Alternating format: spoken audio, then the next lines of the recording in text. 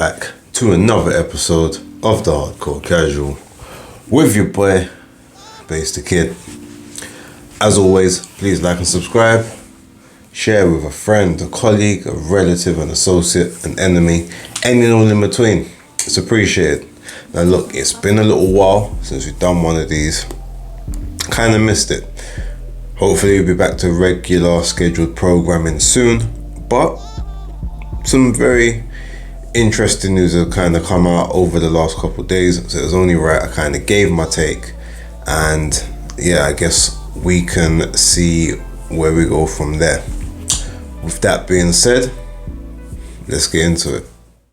So a couple of days ago, there was the purse bid situation for Devin Haney versus Sandor Martin, and Top Rank were the only people that bid.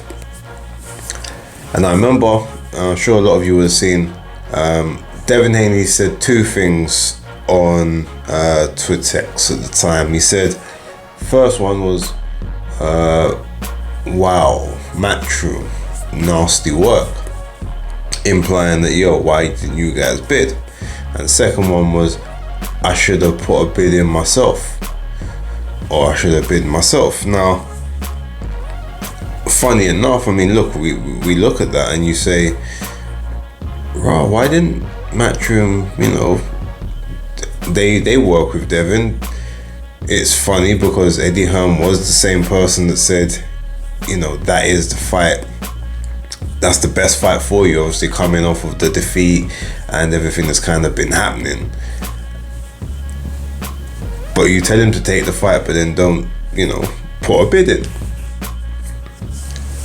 And then, but ultimately, everyone's kind of had their say on it. Now, quite frankly, I agree. When Eddie Hearn obviously came out after saying, well, look, Devin's a free agent. He's made it very clear that he's a free agent, and that, ultimately he will kind of do what he wants as best comments for him. And then vice versa, we've got to do the same. Like, we've got a budget, we've got people that we need to get out who are signed to us, that have made that commitment to us, therefore we go on to that. Now, I respect that. And yeah, I do think that Devin being a free agent in this situation is not necessarily gonna make someone put their hand in their pocket for a fight that they know is not gonna drive subscribers or do big business for the platform. But I do feel as if they should have put a bid in. Not even to say, like, again, he said he would have maybe put a bid of about 2 million. So they would have lost the purse bid anyway, right? But it, just as a sign of good faith. Because here's the problem now. If Devin and Bill are emotional characters, I'm not saying they are, but if they are, or if they are maybe, they feel disrespect. Maybe they're, they are big on respect and pride. Well, the person that you felt was like your mate, because Eddie has said, yeah, no, we're mates, but on a business level it didn't make sense.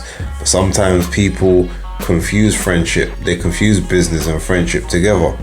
So that could now maybe hamper any sort of any position you had in terms of making a big fight with him in the future. Now, I'm not saying that's going to happen, but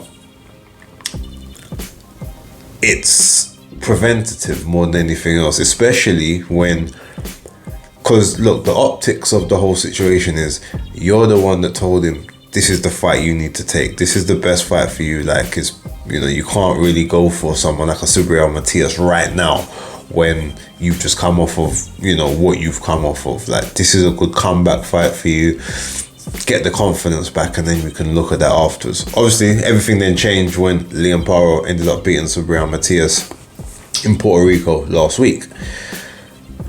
But then all you really had to do, if you believe that that's a $2 million fight at best, or a $1.8 million fight, whatever you believe the fight to be, you say, look, this is the best fight for you, but understand you're gonna have to take short money. You're gonna have to come down on your value for this one. You have that conversation. You put in the purse bid. You put in the purse bid of 2 million, and then it ends up Top Rank still win 2.4. So yeah, once Top Rank win that 2.4, at least then you say, well, you know, we tried. This is what we thought the fight was worth. We tried to put the bid in. If you take the fight, obviously we'll help you out with any thing you need in terms of making sure things are fair on your side and whatnot. But yeah, do that fight, and then we'll look at the next fight moving forward and sort of keep it there.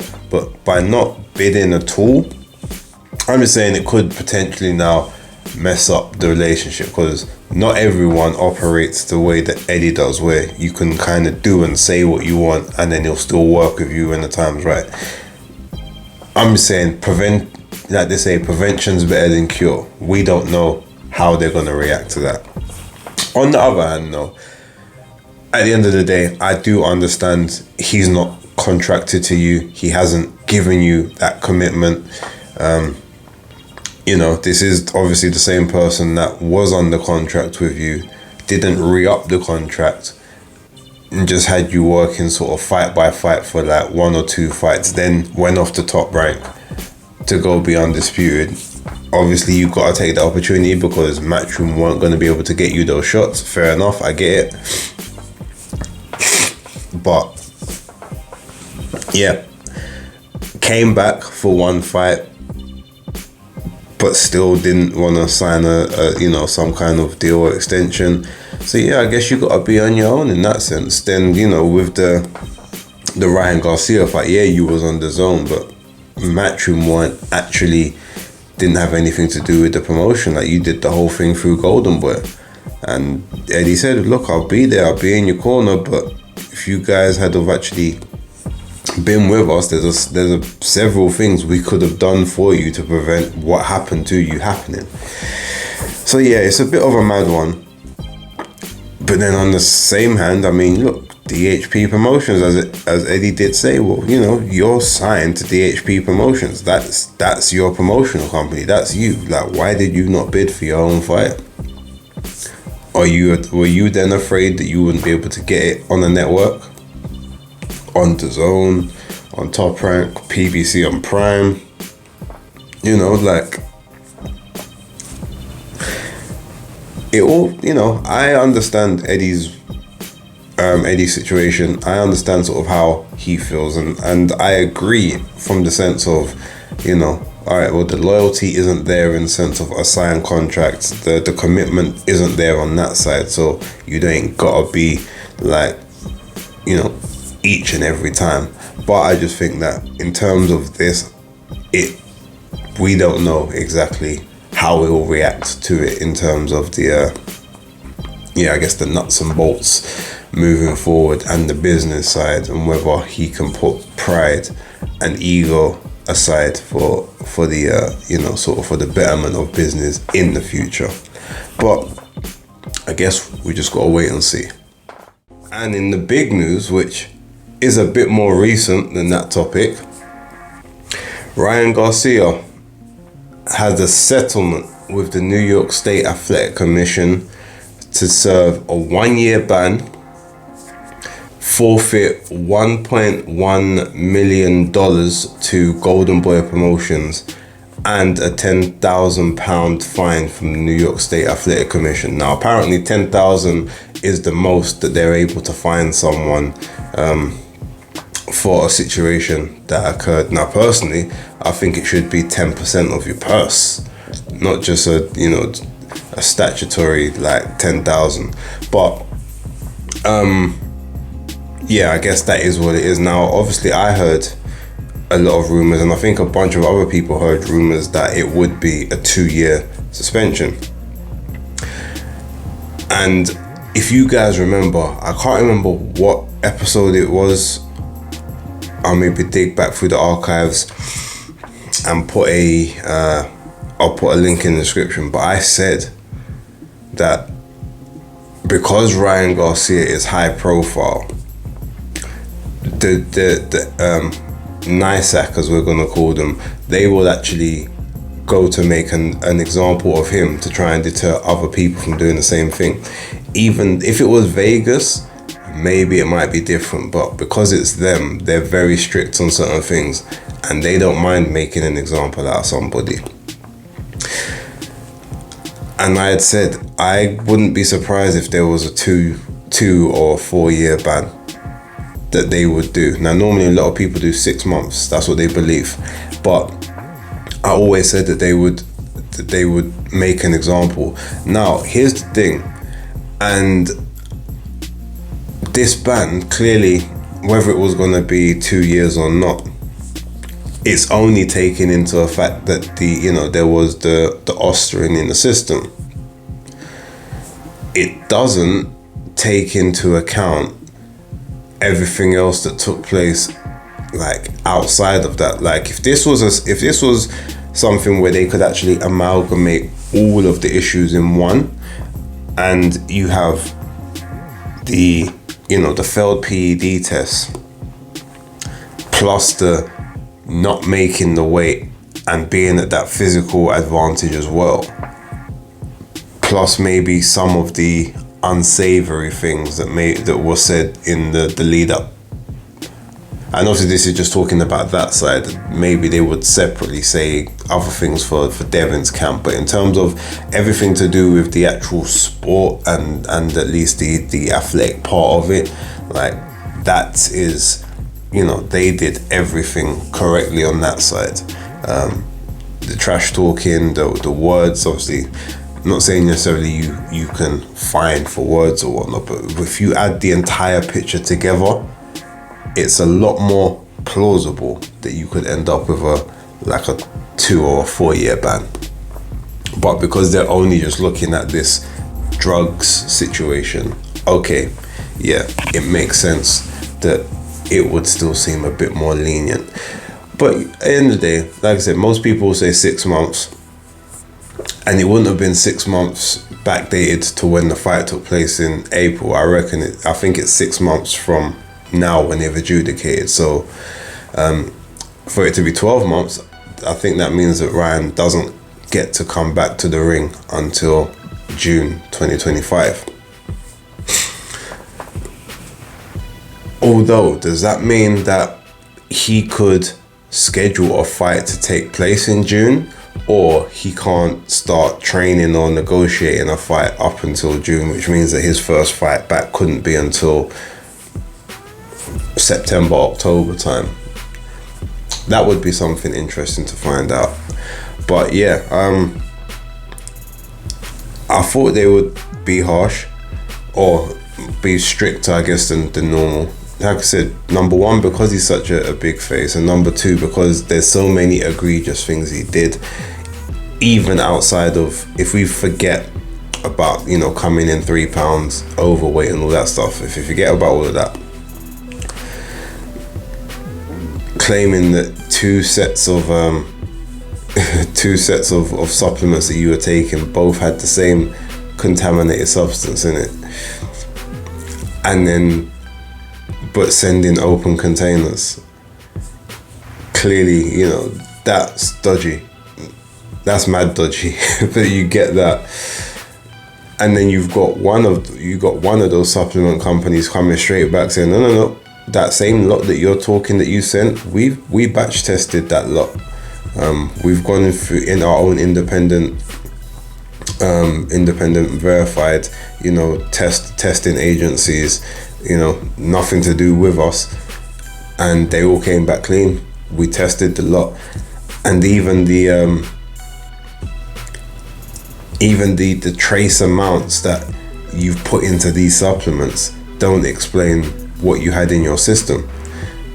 Because if the reports to be believed, the actual amount that they put in the, or they said that they found in the actual NutraBio was much less than what was actually in his system during the test. So even that doesn't add up. Plus all of the constant, it was Varda tried to sabotage me, or it was Victor Conte that tried to sabotage me. Bear in mind, he was talking smack about Victor Conte, but he used to be on the snack program like years ago.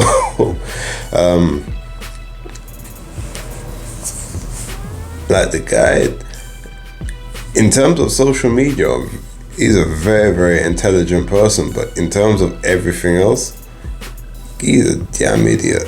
And it's actually funny how this whole situation played out. But you know what, to be honest, he got let off lucky. Like a year, I thought it would be 2 years. I thought it would be between 2 to 4.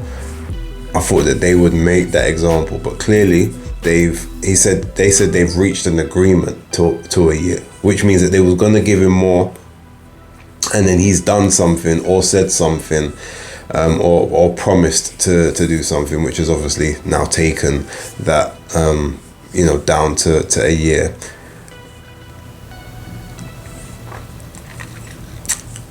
After everything, I mean, look, I personally don't think it's long enough. Now that we do know that, look, factually at this point in time, we can say you cheated. I always like to wait for the facts, but yeah, you try to put substances in your supplements and send open containers. That in itself is nasty work. I'm surprised that the company NutraBio, who obviously he tried to speak ill of, haven't come with some kind of libel lawsuit or anything. And maybe they are going to, the same way that Logan Paul was sent cease and desist and sent legal letters to Ryan about certain things he was saying. So Ryan had to walk back all those same comments that he started making. Like, so yeah, the guy's all over the place. I hope he could take this year out and get himself some help, or maybe use this time to focus on his mum with her cancer battle, because at this point I guess that's definitely more important than boxing. And maybe he does need that time away. But yeah, like for this entire situation, the guy's a clown, basically, long and the short of it. And off the back of that, Devin Haney said that he's gonna take a year out as well. Before he said, I'm gonna take 2 years and I'll come back when Ryan's ban's over and we can run it back. But now he's saying he's to take a year out for himself. He'll be back in a year, but moving forward, he's just gonna fight at whatever weight he wants. Like he said, he's had all the belts before. He don't need it no more. He's gonna fight and do what's right for him. Now, personally, yeah, he may not come back necessarily at 147. I reckon he's probably going to do Ryan weights from now on. He's going to come in 143, 144 and have fights sort of at those catch weights for a little bit, because while he's still growing, he is like still a big guy, and clearly he's finding it very hard to make 140. He's starting to look at 140 the way he was looking at 135 after 2 fights. So yeah, that's a problem. But I don't think right now he's big enough to be a fully fledged 147 guy. But the problem is, a lot of Devin's appeal and a lot of his marquee value is behind being a champion. When he wasn't a champion before, people weren't looking to work with him. If he starts just trying to, do his own weights and be his own guy like that, I don't think he's got the same marquee value that, say, someone like a Ryan Garcia or even a Tank Davis has, where the belts don't matter. I think for him And especially the fact that for some reason, you know, him and his dad are so hated by the industry, which I think is personally disgusting, because technically I had never really seen them do anything wrong or like bad mind to people or whatever. So I feel that a lot of the hate they get is unwarranted, and I think part of it is just because they do the whole free agent thing. They want to be anti-establishment in that way. But yeah, he needs a belt. So if he in fact does like relinquish the WBC 140, he's gonna have to find a way to get a belt and maybe start to engineer some catch weights or whatever, because I don't think him without a belt is a marquee attraction, or is the star that he thinks he is, and that's a shame. But I guess we can wait and see moving forward. But yeah, Ryan Garcia that's the main topic. It's longer than a lot of people thought it would be, but it's not long enough as far as I'm concerned. I did think it would be 2 years. Clearly some kind of behind the scenes deal has taken place, and he also has to do and conform to random drug testing for the next year as well. So, you know, I don't know how that's going to work in terms of him saying that he likes to smoke weed and all that stuff. I mean, are they going to allow, if they find marijuana in the system, they're going to say, okay, well, we will separate that from the rest of the drug testing because that's something separate. I don't know how that exactly is going to play out, but I'm interested to see. But yeah, like, ladies and gentlemen, leave your comments down below and let me know what you think about this situation. Was it long enough? Is it too long? Should it have been less time? Should it have been more time? Yeah, leave your comments and let me know. But for right now, thank you very much for watching. So Hardcore Casual, out.